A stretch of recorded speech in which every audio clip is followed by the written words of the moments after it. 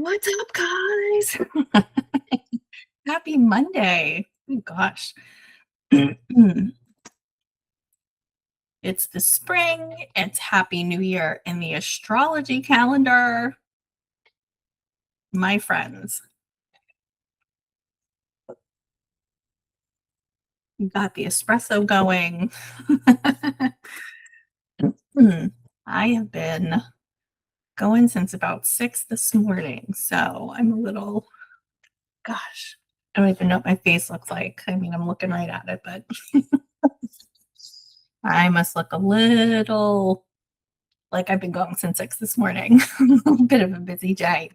How's everybody's Monday going? Um, Short of the long, the weekend was fun. Um, oh, let's dismiss that. Short of the long, had some family this weekend. It was a good weekend. Um, yeah, it was good. I hope you guys had a good weekend too. Lots of fun, lots of cool little adventures. Yeah, and I'm freaking pumped to start the week. So excited to see you guys. And I wanted to talk about motivation and the new year. And I know this might be a little bit, not everybody is into the horoscope thing, but the story behind this is I'm like super into horoscopes. I'm a Pisces. We're the last on the zodiac. We're known to have a little wisdom under our belts. Um, but I'm like super, super into it. And funny story about that. My grandmother was super, super into it. She would call me up. She loved reading she called them the rags. She loved reading it like the sun and, any kind of like out there gossip paper. She would like call me up with the funniest, like the horoscopes that were like super out there. And she knew like she knew they weren't like gonna tell the future or anything, but she just loved her little gossip rags. And we used to talk about the horoscopes and read them in different places and just got me really fascinated with sometimes how it really affects us. But truth be told, the astrological calendar is thousands of years old, and there's a reason it's still around because it's got its relevancies. Okay. So I looked up some stuff here about because we have New Year on the calendar, and then we have New Year in astrology, and that happens in March. Not the biggest expert, so if it moves around, but I know it just happened in March. Just happened last week, late last week. So I looked up some reasons why.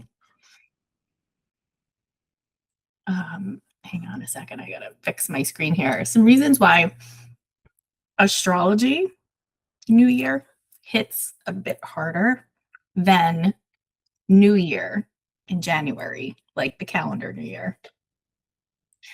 So January New Year, think of it like it's a spreadsheet, okay?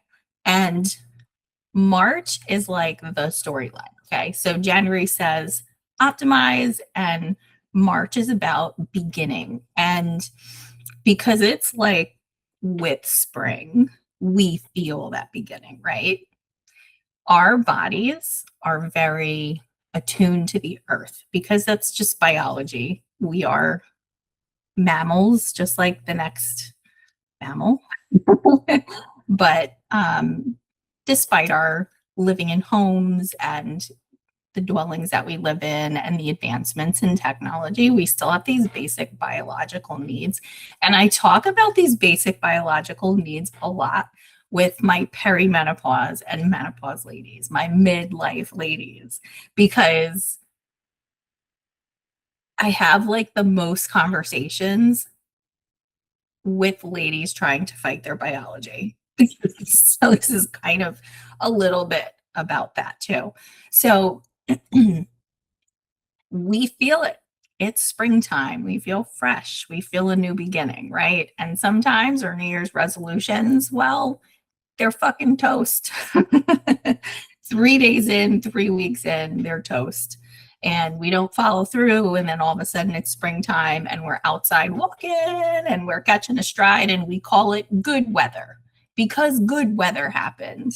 You know, the snow cleared or it's warmer out, whatever. The reasoning is you're feeling it in March. This is like astrology new year. Okay. So, also, astrology calendar starts with Aries. Okay, so Pisces clears the deck and Aries comes in, and Aries has this like serious energy to it. All right, so first sign, it's the first point in the zodiac. You know, it's that like new chapter. So when you're feeling that new chapter feeling, I'm going back to that. Here we are. Clean slate, no notes. All right, you've got that initiation energy. So Aries is ruled by Mars. That is another thing on my list here, why we're feeling it so much. So Mars is like action, it's drive, it's edge, it's the planet version of get up. Okay. Think of that as the feeling, that is the sense in astrology. You're getting up, you're doing the thing. Okay. And we're also feeling that equinox coming on, right? Yeah, here we are. So it's this new energy vibe. It's great. It's really great. It's like permission to start new. So I just wanted to mention it today and have a little conversation around that because I just have so many of these conversations about how we're trying to fight our biology because this worked when I was 20, this worked when I was 30. And then my ladies that are in their 50s, this worked 10 years ago. I was doing this thing 10 years ago. And listen, I understand, I'm not dogging it at all because that's reasonable thinking. I did this thing, it worked. How come it's not working now? That is the right question to ask. And I'm here to have a conversation about that. I love talking about this because I love helping you through this. Going through my own paces has been so exponentially motivational for me to not only help, but be a voice for all of the things that I've discovered along the way that I want to pass on to you. And not that this is medical advice in the least, obviously. Like, I'm not a doctor and I don't play one on TV. I say that to my clients all the time. But listen, the conversation is a lot of times it's not, while it's medical in a sense, a lot of times it's more about speaking to someone who understands and who gets it and who's not dismissing you. And when you're not quite sure what the fuck you're feeling, it helps to talk to someone who's either been through it, like I've been through some serious perimenopause shit. Some people just slip right into menopause and they don't feel anything. And they're like, oh, I didn't even know hot flashes were a thing.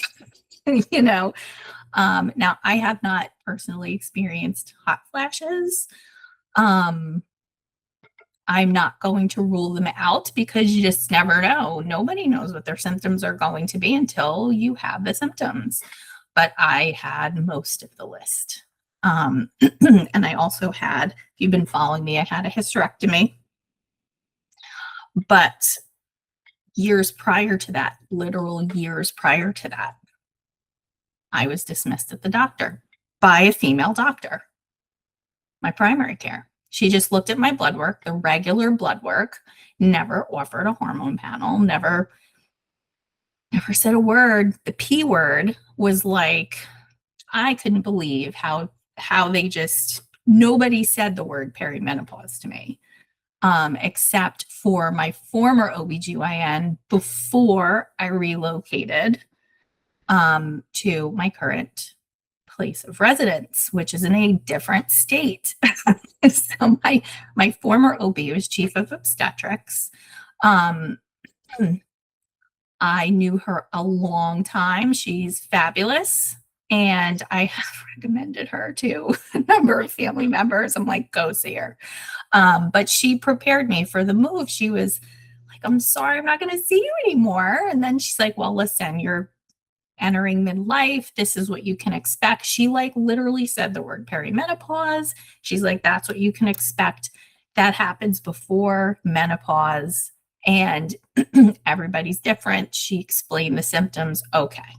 Well, the one thing that we didn't talk about, I think it was like the one thing that we didn't talk about was the indicator of a severe spike in your cholesterol could be an indicator. You know, like she's not going through her textbook, going through a whole list with me, but she's covering most of the basics.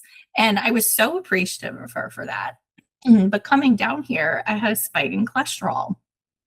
And that's what happened to me. And then immediately it was like, go on the statin, do this, do that, you know, eat nuts and berries. Oh my God, eat fish for omega-3s. I fucking hate fish. So it's like, thank God I'm a certified nutritionist. And thank God that's number one. And number two, thank God I enjoy cooking and I know how to cook. So it's like, lady, I'm not eating a bucket of like fucking fried chicken. Like, calm down. So I eventually found out for myself that a spike in cholesterol out of nowhere is sometimes a hallmark of perimenopause. Now, instead of saying, you know what, you're in the pocket, the age range for for peri, why don't we do a full hormone panel? I'd be like, cool, okay. When are we going to schedule that? You know, I didn't get a full hormone panel until well after my hysterectomy. And that's what happened. Oh, somebody's joining us.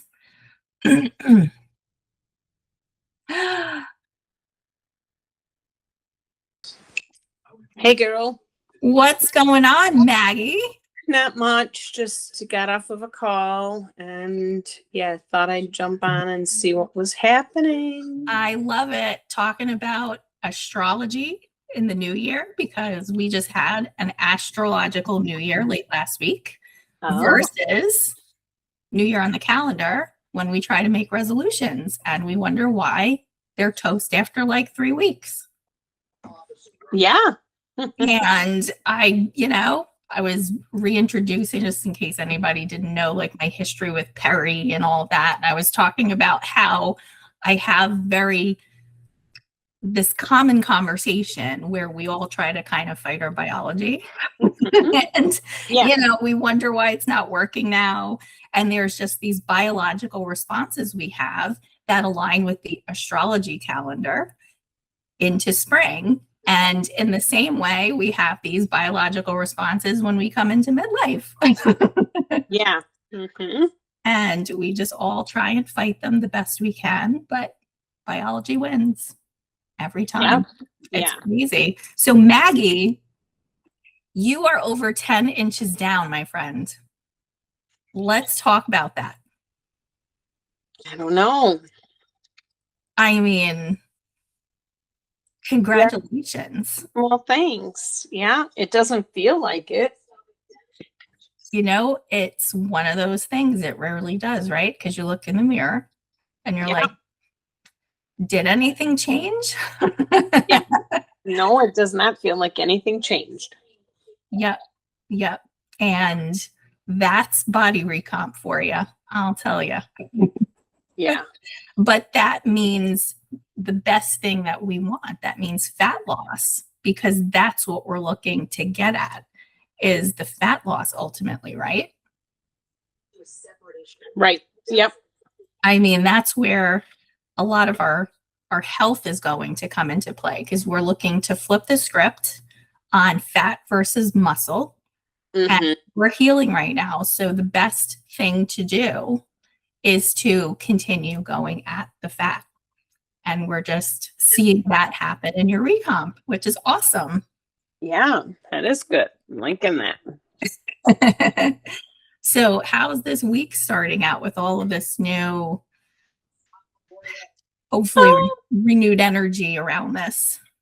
It's going to, it's starting out good. And it's going to be a little challenging because my daughter, I think I told you, is closing in a house. So, tomorrow. So I'm going to be out helping move. So it's going to be every night. Like I have the day off tomorrow and then I work the rest of the week and then I'm helping her at night. So it's going to be kind of challenging on the eating, but protein first.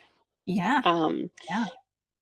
yeah, I even bought some snacks to take over there. And I know cheese isn't my friend, but I'm going to take some fruit over there and some crackers with cheese and meat for a snack so that we have something rather than starving ourselves and coming home and eating. And Mhm.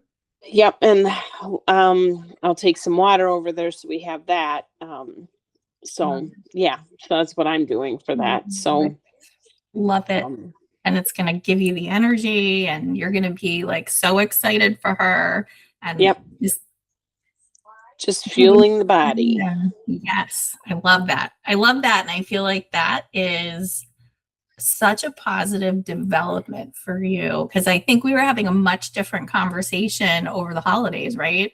When you were Yeah. going to be very busy with the family, and it was much different. Can you kind of elaborate a little bit about that?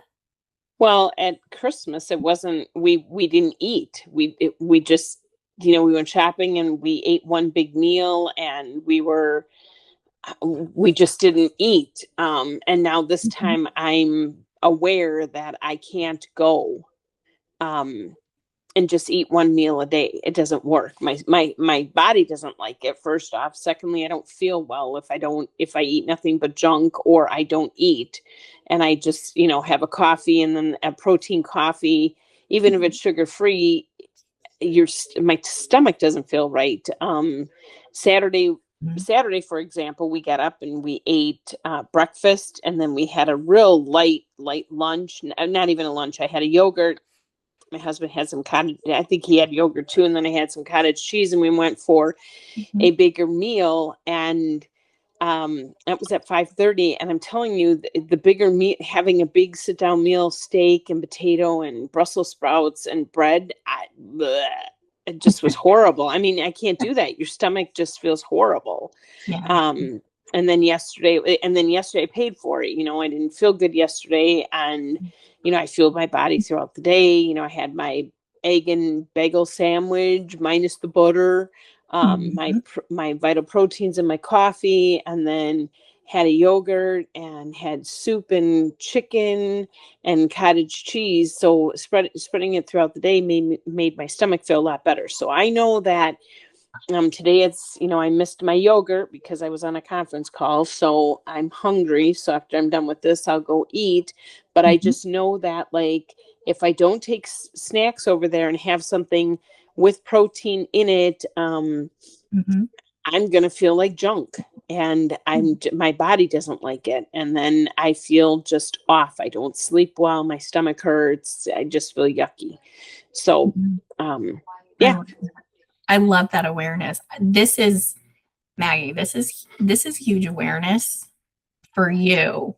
I think that the needle, around this has moved for you significantly, and you hit sort of a sweet spot to your next place, in your thought process around how you're fueling your body. And that's so exciting. yeah. I mean, like I'm like, okay, so we're gonna mix up some yogurt with some brown sugar in it, and that will be for dipping our fruit in tomorrow. We'll be able to dip apples. I'll take that, like because there's nothing over there.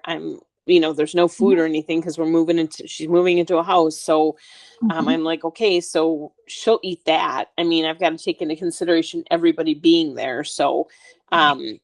so like I said, I got the cheese platter with crackers and it has some meats and different meats in it. And then I'll take over some fruit with the yogurt, Mhm. and I'll probably pack myself maybe even cottage cheese um, with a disposable spoon. Oh my God, I love it. I love it. And I'm hearing you so light about it too. Like your stress around it. I feel like the food noise isn't there like it used to be around Right. the conversation. Yeah. And I'm so happy for you. This is Yeah, amazing. I mean, yeah, and I did struggle yesterday, like, okay, so not eating decent on I ate decent on Friday. Saturday, we knew we were going for the steak dinner. It was kind of just a date night. We hadn't gone.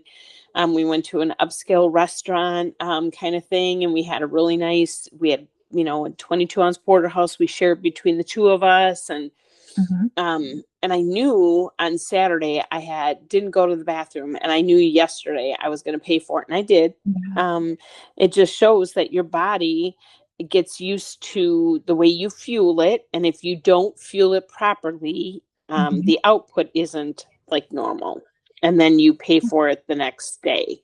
Yeah. And it also sounds like to me, and everybody's kind of different around how many meals you have throughout the day, right? Right. And I think that some of us have a better time with, depending on your system, a better time with more smaller meals versus, two or three bigger meals. Right. And of Yeah. course, time is a factor, right, in all of Yeah. our days. However, even with time being a factor, I think that when you say, "Oh, I have to have," and not that you said this at all, just using it as an example, when you say, "I don't have time except for two big meals," but then your body is totally rebelling. What Right. are you really saying when you're Right. doing that? It's like, I don't care how upset my stomach gets, I'm going to do it this way. Well, is that really going to be an optimal choice for you? Because you're always going to feel a little like crappy, right? Right. Yeah, so it's an adjustment. I mean, making room for nutrition when you've counted it off to the side for a long time is a big adjustment. Yeah. You have to figure out where it fits in your day, how you feel about it, because there's feelings around food. I mean, I know how I feel about certain foods, um, for sure. And like I do this, and I have Right. my Yeah. own emotional reactions to it because food is an emotion. We we really see it in a certain way, and yes, there are people on earth. I think John Cena, the wrestler, Yeah. he's very food. I say John Cena because that's like a general name people can identify with. I mean, he really is a food is strictly fuel kind of guy. I don't know that he has feelings around food because it's just his job to be a certain way, and the science behind what he has to do to his body requires certain foods, period. There's no cheesecake in that Yeah. in that diet. But when you're living your life in a regular sense, the everyday thing, you have feelings around the things you love to eat and you want to include them. You Right. want to know Yeah. how. Yeah. So I'm so glad that you're planning around this. You sound lighter about it. And in all of this, how are you feeling in your body? Um, that's a trick question. Because obviously, I how do I feel in my body? I feel okay. I just that whole little negative side of like you're fat, God, how did you let yourself get this way when, you think about it, and I think about this predicament I'm in with my um issues with muscles around my hip and then the shoulders, Mhm. thinking back 4 years ago, 3 years ago, I was working out 7 days a week, an hour a day, going down to then hurting, then just have adrenal stress. Yeah. And you went completely keto. Yeah. Yeah. And When I lost all that weight, yeah, I went yeah, completely keto. you Yeah. completely changed everything. But then what happened? I had a leaky gut, and then I had to recover from that. And my weight was stable when I recovered from that. But then I Mhm, started menopause, and that just really altered things, because what was working in my 40s mhm, did not work, even mid, like in my 40s. And then when I hit like 52, and, I was done with menopause, it didn't work anymore. So, um, the doctors always say, well, move more, eat less. So that was in my brain. And now I'm eating more, and, still not moving yet. I'm getting there. The needle's moving. I am moving more. That you are. whole, um, process is working. The lymphatic reset is working. It's just going to take a little bit longer to get all that stuff reset. So I think that's some of the where I'm getting some of the inflammation is going down because of that, Mhm. and eating right. But you still have that little guy in your shoulder that says, you look at your closet and you're like, oh, what am I going to wear tonight? Or, oh, you look fat, or whatever. I mean, I Yeah. feel, you feel, and there's times I feel skinnier, and you get on the scale and the scale's up, and it's like, how can that be? I feel tighter. I think I look Mhm. tighter, but then you get on the scale and it's like, oh my God, the scale is higher, but I don't feel it. And then, oh, well, I've lost weight, but I still look, heavy, puffy, whatever. So, I mean, Yeah. it's a work in progress. I mean, that little demon is always there saying, hey, but I had a win last week, and I lost a full pound. So I'm just going with that and saying, okay, you can do this if you just keep fueling your body, and you Yeah. know you're off all your medications right now. All this, And a full pound a week before that, I might add. So you are losing a pound a week. yeah. So I'd like to see. I think I'll feel better once that scale goes down a couple more pounds, and then I'll start feeling better. And Mhm. once I start, when it's getting nice outside, it was 75 on Saturday, and then it dropped to 30 yesterday. That's just our weather. So, I Mhm. mean, it's a work in progress. Yeah, and the weather, which I was talking about that with the astrology new year because that's around spring. And Yeah. we always feel like that motivation, but for you, it aligns with your hip feeling better and your inflammation decreasing. You've had an entire lymphatic reset too, in addition to this, and you've been struggling with sleep.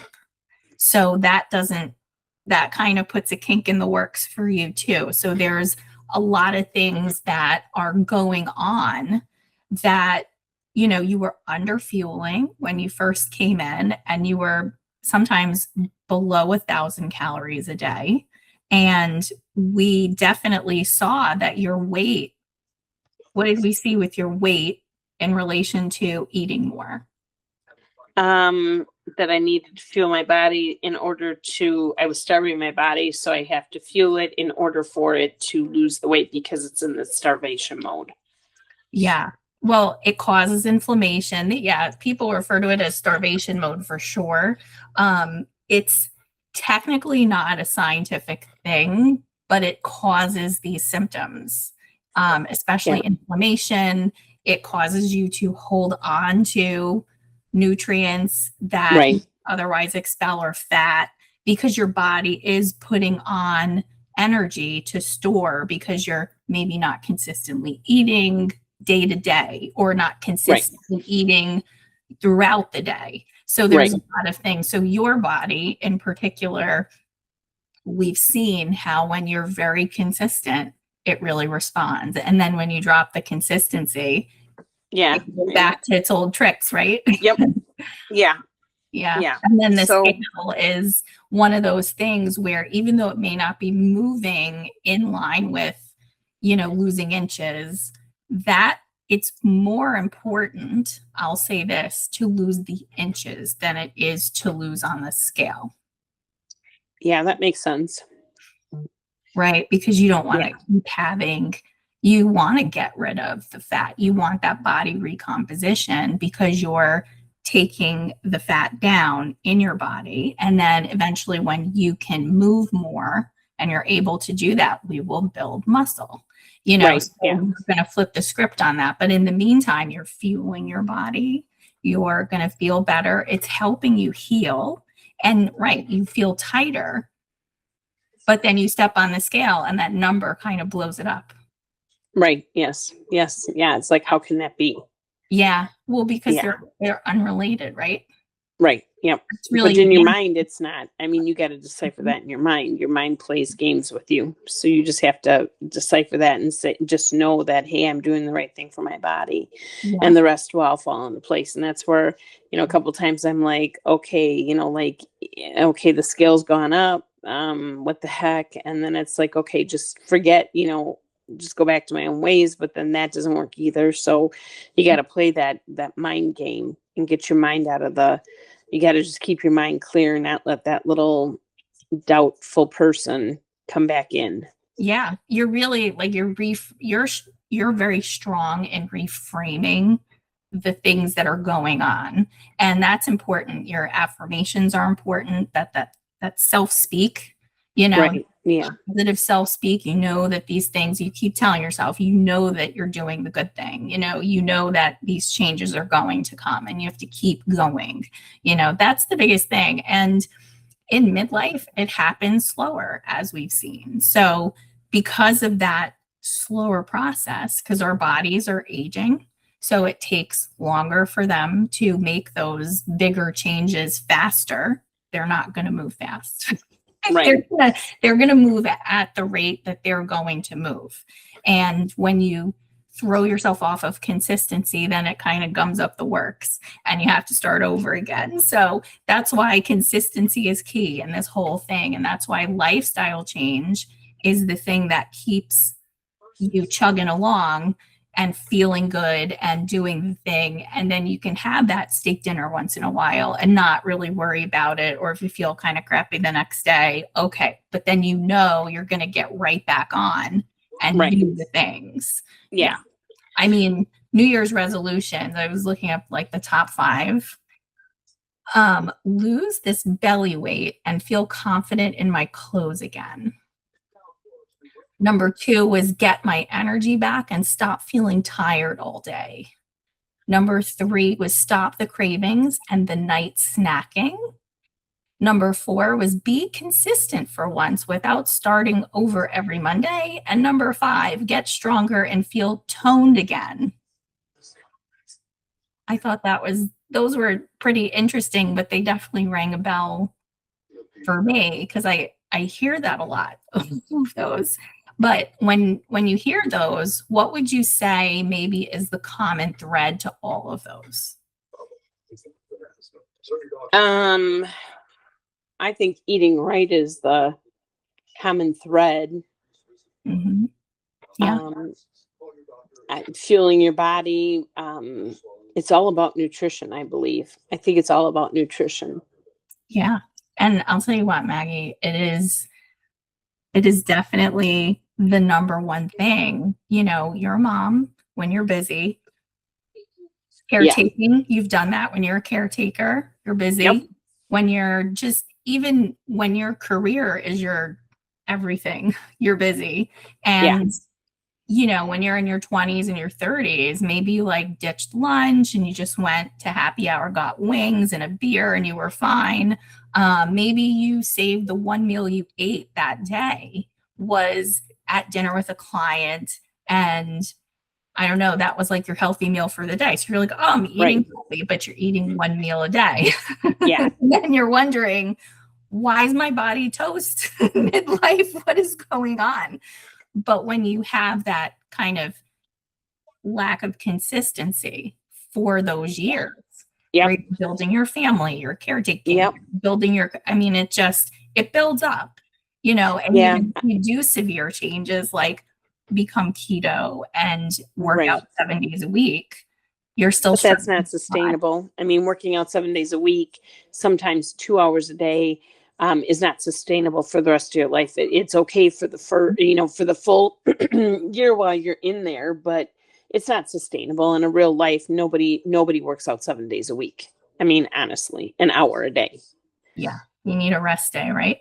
Yeah, yeah. You need that rest. But I can remember, now that we're talking about this, I can remember back in my 20s where I was traveling quite a bit. And I was traveling, I don't know, it was like I traveled over the summer because I worked with education teachers.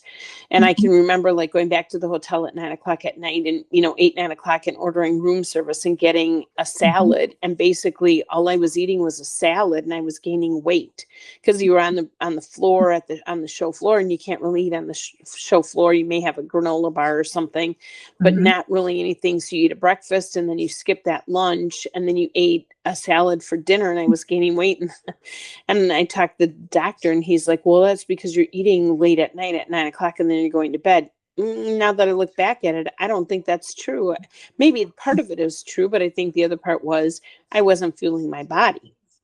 Yeah, you're spot on. I love that. How many calories do you think you might have been getting in that whole day? Maybe 1,000, if that. And you were walking the floors at trade shows? Yeah. Yeah. That It is was in high. presenting. Yeah, I was presenting, and I was on the trade, you're on the floor on the trade show, and then you're presenting. I had a block of time that I would present to teach the teachers, how to use the service. And so there was no time to eat. I mean, you're living out of a suitcase, and you're at a hotel, and you're at the beck and call of what's at the hotel, what's in the whatever in the gift shop. You get your water down there, you maybe get a bag of chips or something, but there Mhm, wasn't really. And by the time you'd fly in, and these were, there just wasn't, the nutrition there. And I can remember going to the Grand Old Opry, flying into Tennessee, and, okay, took a late flight, got in, ate a mhm, late dinner the next night, was on the show floor the next day, taught a couple of classes, and then went to the Grand Old Opry, ate some hors d'oeuvres and drank. I mean, mhm. I didn't eat. I mean, there was no time, and no wonder I gained weight. And then when I got home, then I would lose the weight. And then because it was more consistent, I was eating. Yeah. So yeah, now looking back, hindsight's 2020. What do you know in your 20s? Yeah, and I love that it's a little bit of a full circle moment in that thought process for you. Yeah. Yeah. So now I just can, just eat and be consistent. And I just hope the next several days I can just be consistent with the eating, and um, make sure that I'm fueling my body, and making good choices, because I know there's going to be pizza in there, and I know there's going to be subs in there, and I just know it. And Mhm, um, I just got to make you got to eat, but I'm going to hopefully make healthier choices throughout the day, when they're like, while they're bringing stuff in, mhm, um, and we're painting and cleaning, and they're hoofing stuff, boxes and stuff from my house, their house, her house, and her apartment, and my house, my garage, down to her house. mhm. Um, I'll be able to eat some healthy things in there. And I think this will be a great learning experience, right? Yeah. Because remember, we had a much different conversation over the holidays. Yeah. Now we're having this conversation where you're being very proactive and you're proactively thinking about, I know that I'm going to work on the choices I'm making. And you're going to track as we go through, and you're going to take note of it. And then we're going to be able to look back at that and say, okay, let's see where we're at after this week with this kind of a Yeah. thing. And, Right. this is with more information. This is with, more awareness. Right. You Yeah. know, that's the Yep. big thing. So Yeah. with that awareness, no stress on it. If it's not quite right, that's okay, because you're not perfect at it, because if you were perfect, we wouldn't be here. Right. So, Yep. so Yeah. give yourself that grace as you go into it, but I think you're going to do great. You're going to Yeah. do great. It's We'll going to see be, what the numbers show on Friday. Maybe I'll tone up some of my arms with all the lifting and stuff. yeah, it sounds like a wonderful way to, get that non-exercise movement in. And, be careful of your hip, obviously. Give yourself the rest you need with that too. Right. Don't be afraid to like take a time out and be like, okay, I've got to, because definitely respect your body in this, because Right. Yep. moving is that's enormous. A lot of movement. It's a lot of stress on the body. And you just had the lymphatic reset, and you're just getting comfortable, and you're just starting to move the hip again. So awareness yes. that too. Yeah. So yes, I think you're going to do great. And I'm going to tell you, look back at the holidays that you're tracking, take a glance, and then when you look at the numbers from this week, compare them.